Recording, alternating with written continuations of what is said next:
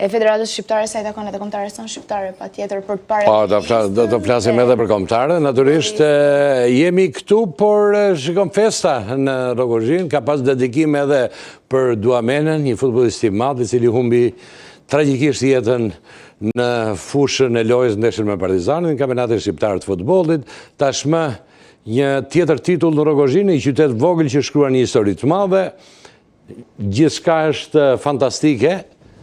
Pamjet që vinë pikrisht për Egnatian, një drejtim i shkëlqyer nga presidenti Demrozi, nga trajneri aktual, natyrisht merit kryesore ka pasur në përgatitjen e kësaj skuadre Edlir Tetova, por në Vildede në ndeshjet e Final Fourit i ka qarë fare me mënyrën e tij dhe skemat e reja. Tifozët e Ignatias duke shijuar, por edhe drejtori sportiv nga ana tjetër ka luajtur një tjetër rol të rëndësishëm, duke afruar njerëzit e duhur në këtë skuadër, duke bërë blerje të mira.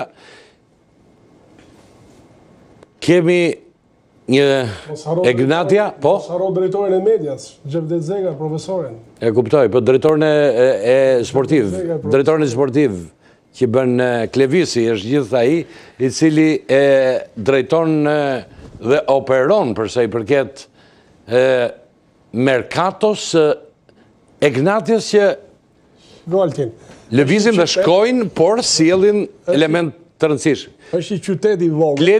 Kledi Zenela i quhet drejtori sportiv që ka një merit shumë të madhe në gjetjen e talenteve dhe evidentimin e tyre në kampionate të ndryshme. Ata gjatë gjithë kampionatit. Nga Kavaja. Gjatë gjithë kampionatit, ata mendojnë lojtarë që do marrin kampionatin tjetër. Që këtu fillon. Po pra, Bitri është shumë pranë tani për firmë të Ignatia, të paktën nga raportimet e Doja të them këtë, është një qytet i vogël, që krye fjalë ka futbollet. Po. Unë edhe kur vdiq Duamena kam qenë atje, qyteti qante i gjithi. Në çdo vend që jam futur, derdhin loteve të berberi. Në çdo vend, edhe të lokale ku ushqeshim. Po brava. Kudo, pra është një qytet që e përjeton këtë. Edhe duan shumë futboll. Sepse ky është krenari i futbollit ka çfarë. Rogozhina me këtë mburrë. Mundet kjo skuadër për Ilirin dhe për Julin Amataj në Kupat e Europës tani ka vite që është këtu me çfarë përforcimesh mund të ketë një performancë mirë, sepse ne duam që të luajmë brenda gardit, por performanca jashtë gardit në Kupat e Europës është më e rëndësishme për ne që skuadrat shqiptare si Egnatia, Dinamo, Vllaznia, Elbasanit bëjnë mirë. Çfarë duhet bëjnë këto skuadra Amataj? Ju keni eksperiencë gjatë si lojtar, si trajneri i ekipeve kombëtare, ke qenë drejtimin e Tiranës 2 herë, ke pas ekipe të ndryshme, çfarë duhet bëjnë skuadrat për Kupat e Europës? Një nga smundjet e skuadrave tona, që vjen për efekt edhe që nuk i mbajnë dot lojtarët, është ndryshimi i organikës.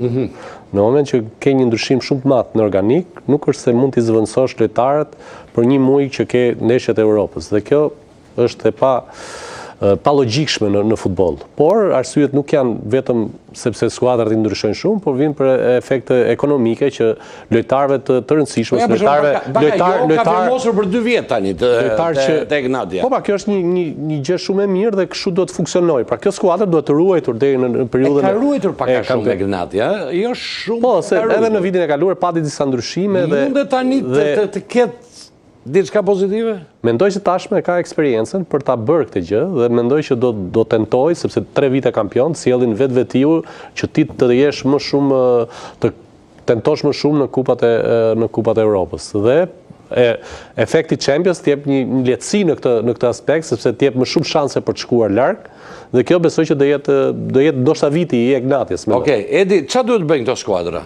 Duhet fillojnë punën tjerë për sa i përket shortit që do hidhet. Kurse pjesa atyre që shorti s'ka çaj bën?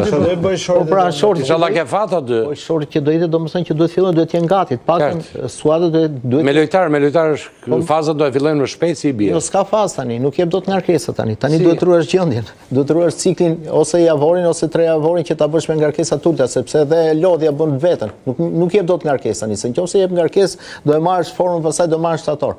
Ata e duan korik paktën. Minimumi korikut duhet ky grup që është, të ruaj formën e mirë dhe e dyta edhe në i pruri që duhet vinë skuadrat, duhet keni informacion shumë të saktë që këta lojtarë që do vinë janë me gjendje fizike për të përballuar se janë 2 ndeshje.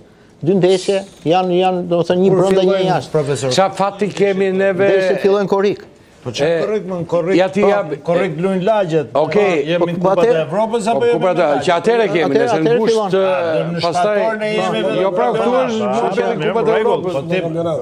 Në korrik për shumë sot Dinamo. Jemi në turë para absolutisht. para eliminatorë. Po them për shortin.